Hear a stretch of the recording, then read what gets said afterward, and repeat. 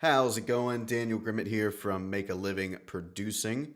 Doing a little bit of a different kind of video today. I took a break from doing my whiteboard lessons, which is most of what my channel is, to pull up a session here and talk about the process of working with clients online.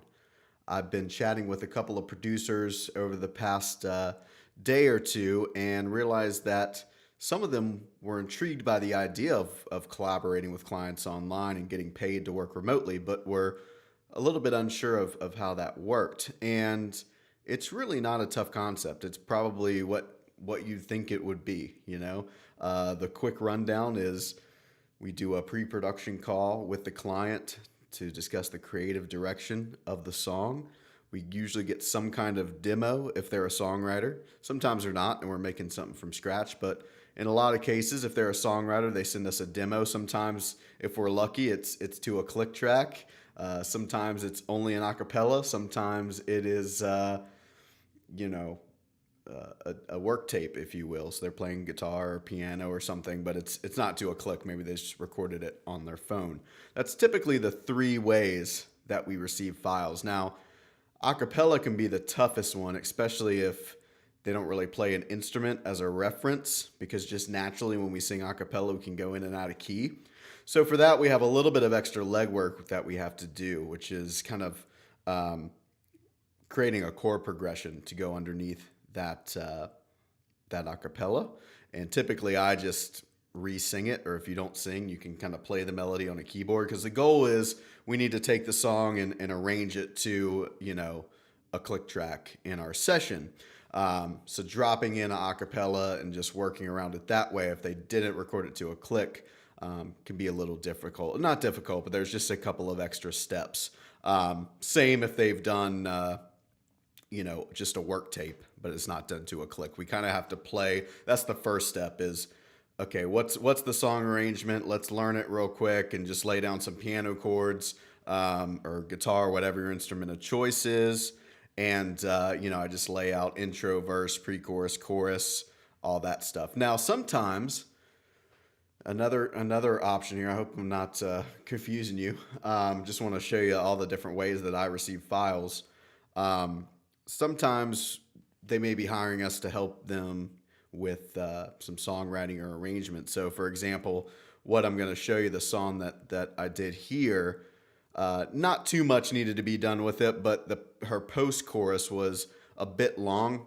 So you'll notice her demo recording down here is much longer in length than the actual recording. That's why we shaved a little bit off of that post-chorus, and I said, hey, it has a bit more impact if you shorten it up a bit. So sometimes you'll do that and rearrange it again, and I just put markers here and take notes so I can tell the client, hey, I cut the post chorus short. Just repeat that line once or twice instead of, you know, 6 times like you did in the demo, and lay it out. So that's the first step when we get into the session. Now, of course, before we even get to the session, after our sales call, which I'm not going to talk about that. This is let's consider the projects funded and ready to go.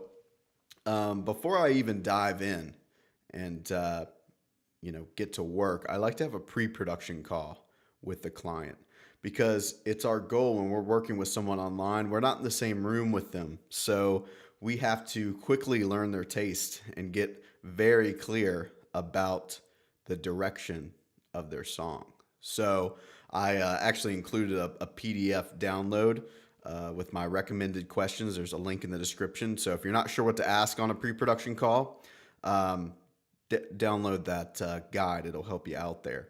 Because since we're collaborating online, nothing frustrates a client more than if they feel like we didn't listen to their ideas, you know, and it could be frustrating to us too if we're just guessing, basically.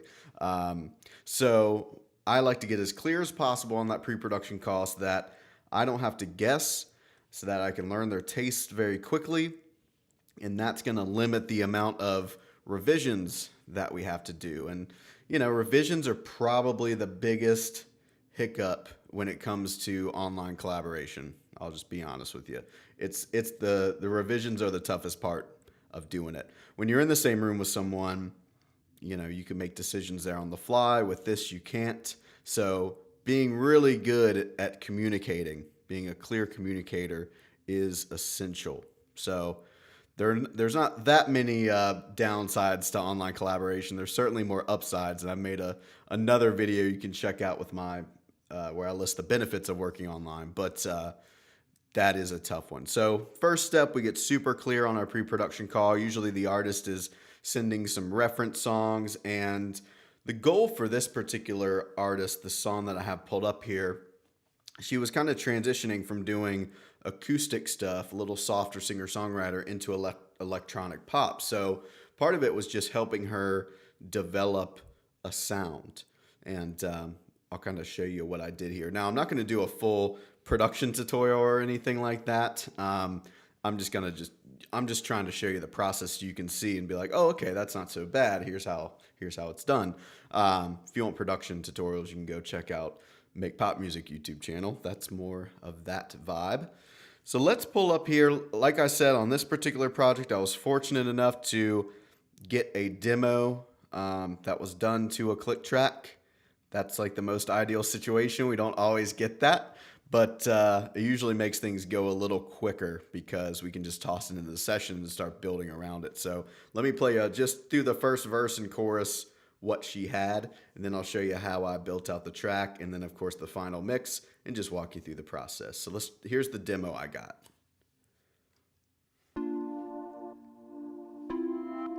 Whoops. Solo the demo. Here's the demo I got.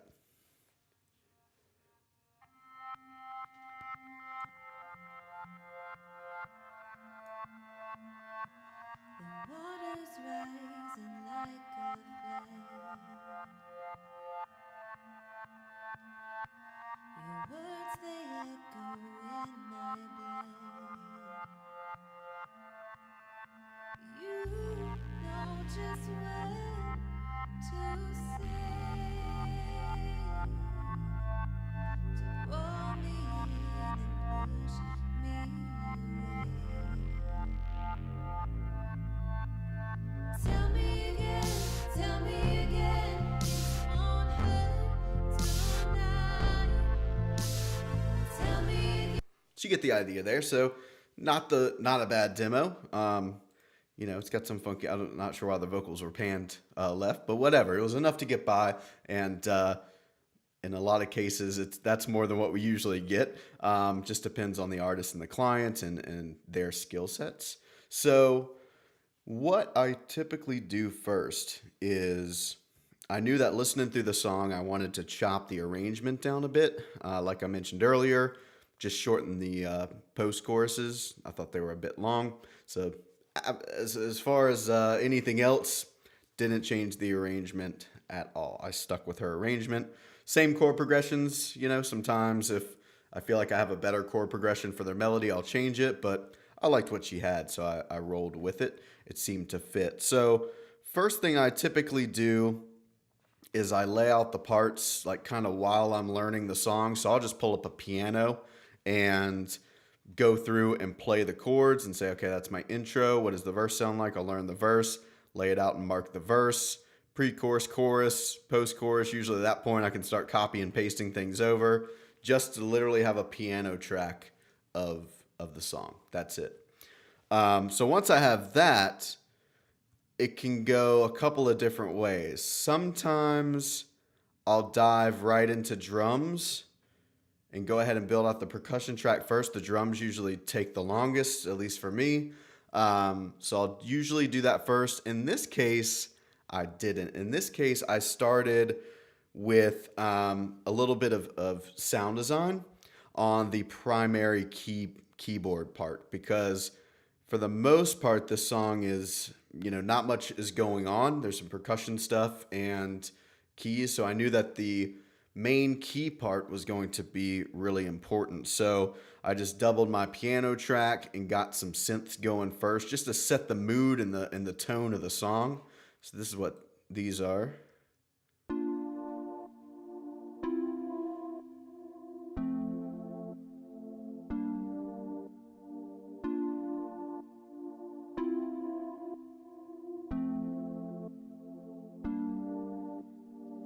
So that's what I started with. It's just one's kind of a pluck and one's a sidechain thing. I'm not going to get super into details.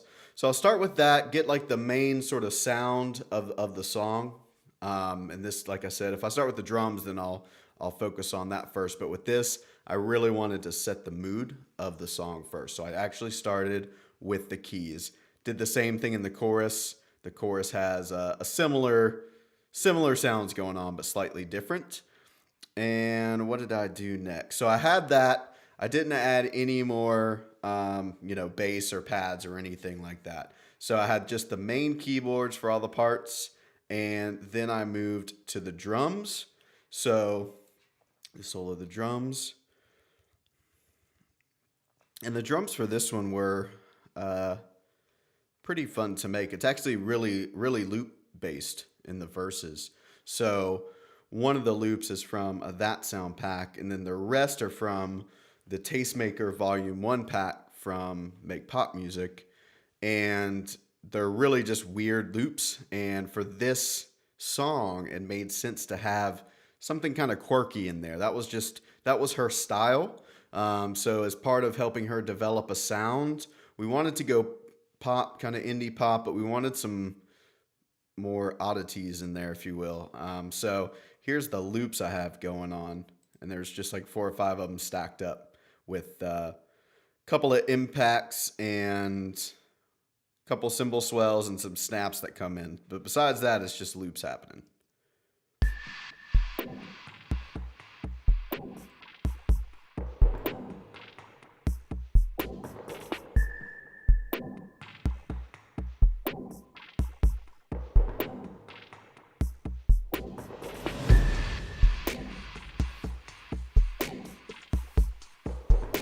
So you get the idea. Now some of the loops I distorted or filtered or stretched out and screwed around with, but again, not going to get deep into that. So once I build my drums for the verse, I go ahead and build the drums for pretty much the rest of the song. I like to start with the verse, then get into the chorus, just to make sure the chorus drums are sounding bigger than the verse. And in this case, there's a big difference. So, but I like to do it in that order. It just helps me. Sometimes if I do the chorus first, it's tougher for me to then go back and program the drums on the verses. I like kind of going in the order of the song. That's just my personal preference. So here's verse drums going into chorus.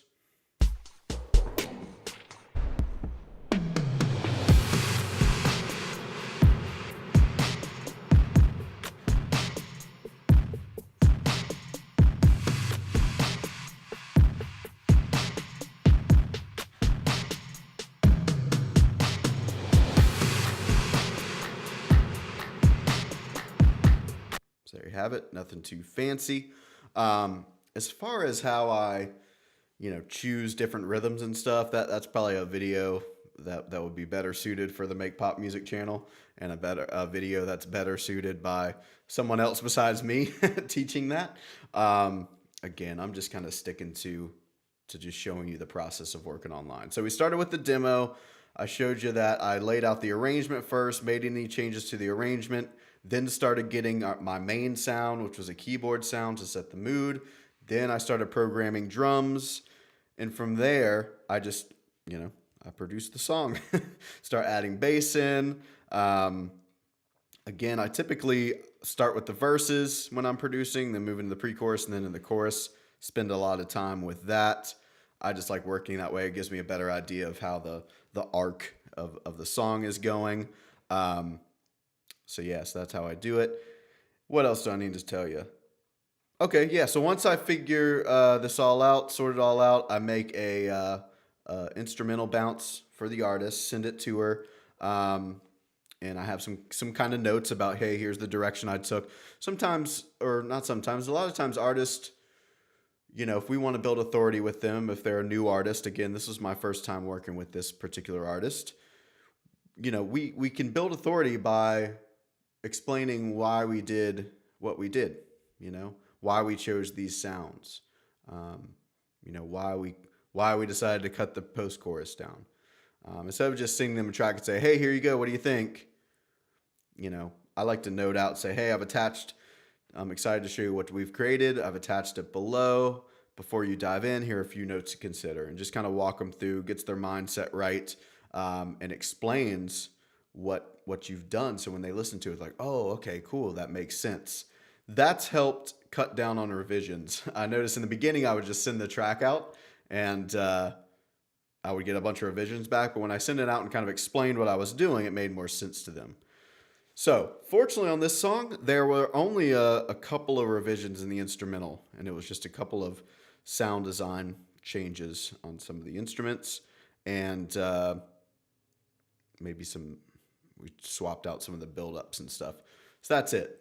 30-minute revision tops, which it isn't always that way, but this one was. So once I had it all done, the client then tracked her vocals locally. She's on the complete opposite side of the United States than I am. So we set a time frame for her to record her vocals, and made a realistic deadline, because you got to keep them on their toes and hold them accountable as well.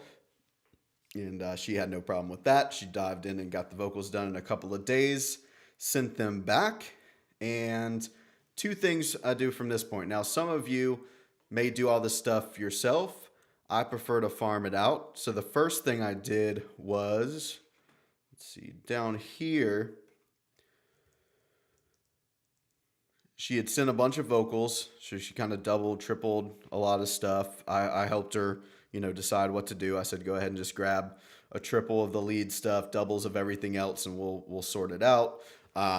Gave her a little instruction on emotionally how to sing the song, some ad-lib ideas, just tossed her some ideas, a little bit of vocal production. Got them back, sent them to a vocal tuning guy in Los Angeles to tune them and time them, and drop them back into the session here after they were tuned in time. That's what you're seeing right here. And that way I have all my tracks with the vocals. I made multi-tracks of this session, and I sent them to a mix engineer. The mix engineer mixed it and sent it back to me, sent it to the client. We had just one mix revision. So yeah, you'll see mix B is the one we settled on. So only one mix revision, and that's it. So you heard where it started, showed you a little bit of what I did to it, and here's the final result. The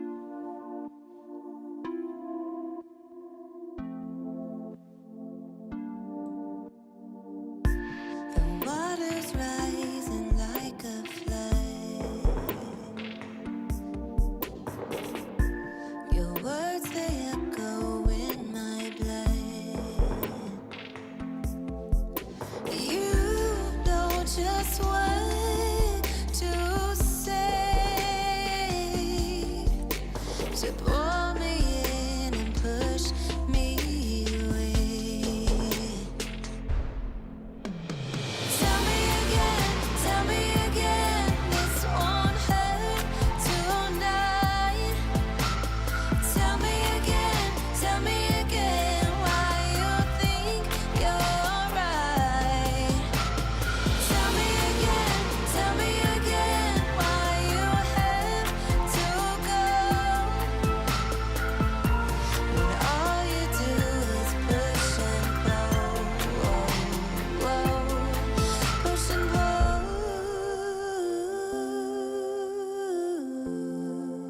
So there you go. So start to finish, pretty easy. All in all, about a day's worth of work. So let's talk about a rate. So since she was doing multiple songs with us, or she committed to doing multiple songs, and she was a new client, gave her a pretty good rate to start. Now, most of the producers I coach, I like to get them at least in that 1,000 to up to 3,000 range for full production, the entire start to finish.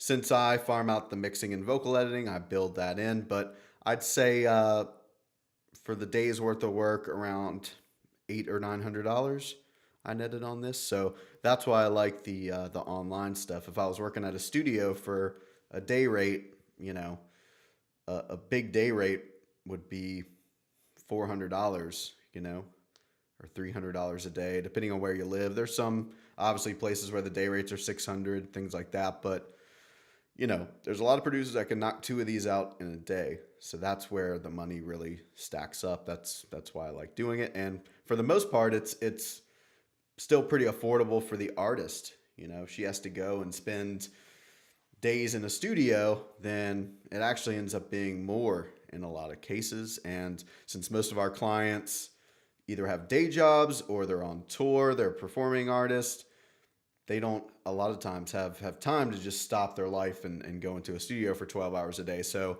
it kind of makes sense for them time wise because they can work on what they have to do, their marketing, all that stuff, merchandising, touring, working their day job to fund their career. And in the background, they know that, hey, my record's being worked on.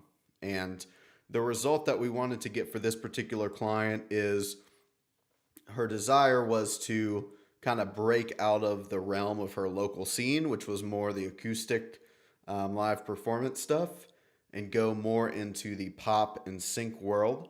So that was the result we provided her with. It's like, hey, we're going to take where you're at and we're going to transform your songs into more of a pop sound, but that's still authentic and really help you develop a new sound. So that way you can break into a new market where there's potential new fan base, new revenue streams, etc. So that was kind of the result we were providing for her.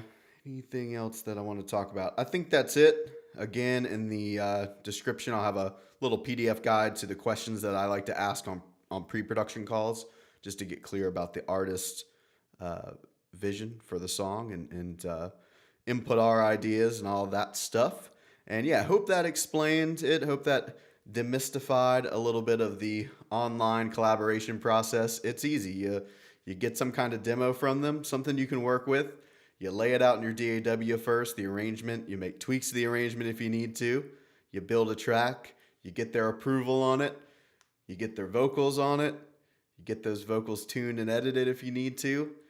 And then you get it mixed. Make sure they like the mix, master, all that stuff. So like I said, some of you guys do all that yourself, and that's great. For me, I farm a lot of it out. It just makes more sense time-wise, and there's just people who mix better than me, and I'm not a huge fan of tuning vocals, so there's people that will do that for me. And yeah, that's the process, start to finish.